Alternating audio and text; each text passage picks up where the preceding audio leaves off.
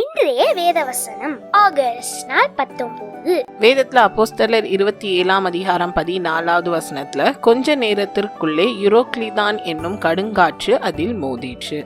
நம்மளோட வாழ்க்கையிலயும் இந்த மாதிரி சூழ்நிலைகளை நம்ம ஃபேஸ் பண்ணியிருப்போம். ஸோ இதில் பவுல் என்ன பண்றாரு, ஒரு பிரயாணத்துல அநேக விதமான போராட்டங்கள், இந்த மாதிரி புயல், அப்புறம் அவர் அந்த விஷ பாம்பு கடிக்கும், இந்த மாதிரி நிறையா சோதனைகளை தாண்டி போய்கொண்டு இருந்ததை தான் இந்த அப்போஸ்தலர் 27 அதிகாரத்தில் நம்மளால் பார்க்க முடியும். ஸோ நம்மளோட லைஃப்க்கு இதை எப்படி ரிலேட் பண்ணலாம் அப்படின்னு சொல்லி பார்க்கும்போது, நம்மளோட வாழ்க்கையிலையும் ஒரு பெரிய சோதனை வந்திருக்கும். நம்ம அதை தாண்டி அப்போ தான் அப்பாடா அப்படின்னு இருக்கும். பார்த்தா அதை விட பெருசாக ஒரு பெரிய காற்றே நம்மளோட வாழ்க்கையில் அடிக்கும்.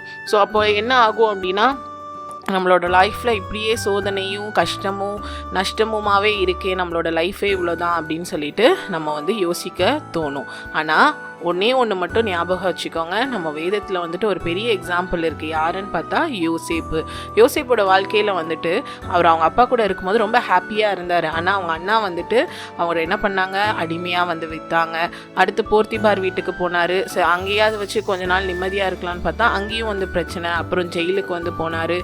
ஸோ ஜெயிலையும் அவருக்கு ஹெல்ப் பண்ணுவாங்கன்னு நினச்சாங்க. ஆனால் ஹெல்ப் பண்ணுறவர் மறந்து போயிட்டார். ஆனால் ஆண்டவர் சரியான நேரத்தில் அவரை ஒரு பெரிய அதிகாரியாக மாற்றினாங்க. அது நிமித்தமாக தேவனுடைய சித்தத்தையும் ஆண்டவர் நிறைவேற்றினாங்க.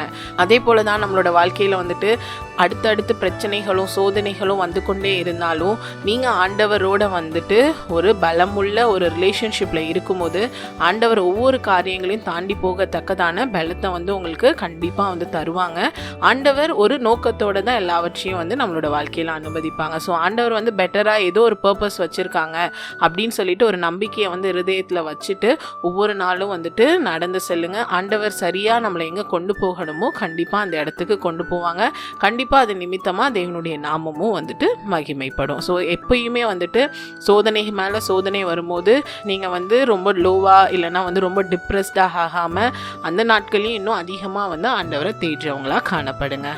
Thank you. Have a good day.